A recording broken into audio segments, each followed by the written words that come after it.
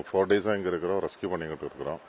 2 டேஸாக வந்து எம்ஏஜி இந்த மெட்ராஸ் இன்ஜினியரிங் குரூப் இருக்குல்ல, அவங்க கூட பிரிட்ஜு கட்டுறதுக்கு வந்து அவங்க சப்போர்ட் பண்ணுற வேலை தான். இன்னையிலேருந்து இங்கே உள்ள வந்து ரெஸ்கியூ பண்ணிக்கிட்டு இருக்கிறோம். ஆக்சுவலாக வந்து இது வந்து ஒரு சென்சிட்டிவ் ஏரியா.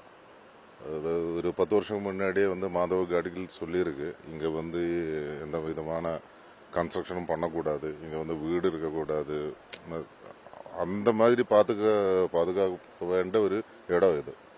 ஆனால் வந்து இங்கே வந்து நிறைய பாப்புலேஷன் இருக்குது, இங்கே ஏற்கனவே வந்து ஜனங்க வந்து இருக்கிறோம். அதனால வந்து கவர்மெண்ட்டுக்கு ஒன்றுமே பண்ண முடியல. ஆனால் இப்போவாவது தெரியும்னு நினைக்கிறேன். ஆக்சுவலாக வந்து ஃபர்ஸ்ட் வந்து அந்த இடத்துல இருந்து தான் சின்ன ஒரு இது வந்தாச்சு. செகண்ட் டைமில் வந்து இது வந்து புஞ்சிரி மலைன்னு சொல்லுவாங்க. இதிலிருந்து தான் இதுதான் ரொம்ப பிளாஸ்டாக போனது. இதிலிருந்து தான் இங்கேருந்து ஒரு 3 கிலோமீட்டர் வந்து மொத்தமாக அடிச்சு போச்சு. இப்போ ஆல்ரெடி வந்து 300 அபோவ் டெத்து வந்துருக்கு. இனி எத்தனை பேர் வந்து மிஸ்ஸிங்காக இருக்குது, அதெல்லாம் கண்டுபிடிக்கிறதுக்கு இனி ஒரு 10 days ஆகும்.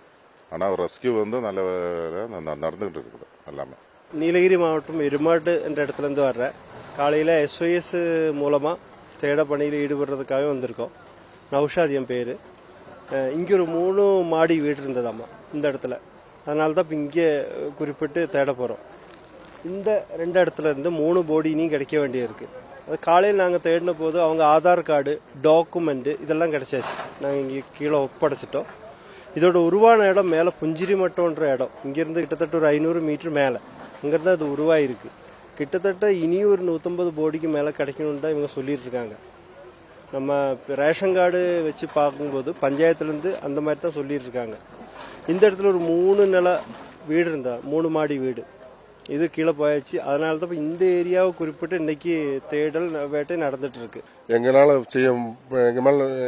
என்ன உதவி சாப்பாடு கொடுக்கறது எங்கள் வேலை. இன்னைக்கு ஒரு 400 பேருக்கு நாங்கள் சாப்பாடு கொடுத்துருக்குறோம். பின்ன 3 நாள் எங்கள் பசங்க எல்லாம் இங்கே தான் எங்கள் கிளப்பு சார்பாக எல்லாரும் இங்கே வேலை பார்த்துட்டு இருக்காங்க.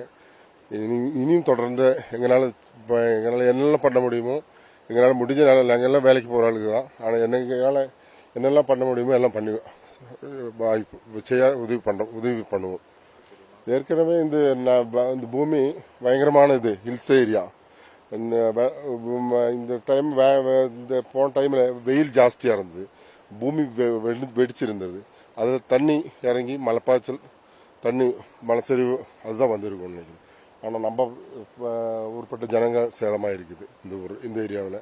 நம்ம தெரியும், என் கூட வேலை செய்கிறவங்க நம்ம பேர் போயிருக்காங்க, என் ஃப்ரெண்ட்ஸு கொஞ்சம் பேர் போயிருக்காங்க, எல்லாம் தெரியுற ஆளுக்கு தான், என் கூட படித்த பசங்க எல்லாம் நம்ம பேர் போயிருக்காங்க.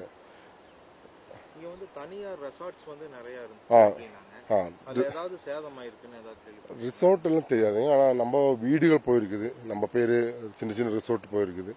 பின்ன வண்டி வாகனம் எல்லாம் போயிருக்குது. ஏன்னா ஒரு போட்டது துணி மட்டும்தான். எல்லாம் எழுந்திரிச்சு காலையில் நைட்லேயே 1 மணி 2 மணி நேரம் எல்லாம் இறங்கி வீடு காலி பண்ணி ஓடுறோம். அதில் நம்ம பேர் இறந்துட்டாங்க. பின்ன இந்த இந்திக்காரங்க இப்போ லைன்ஸில் தங்கியிருந்தாங்க, அவங்கள பற்றி ஒரு அட்ரஸ் இல்லை. பாக்கி கொஞ்சம் பேர் எல்லாம் தெரியும், இந்த ஓட்டர் ஐடி அதெல்லாம் பார்த்தா தெரியும்.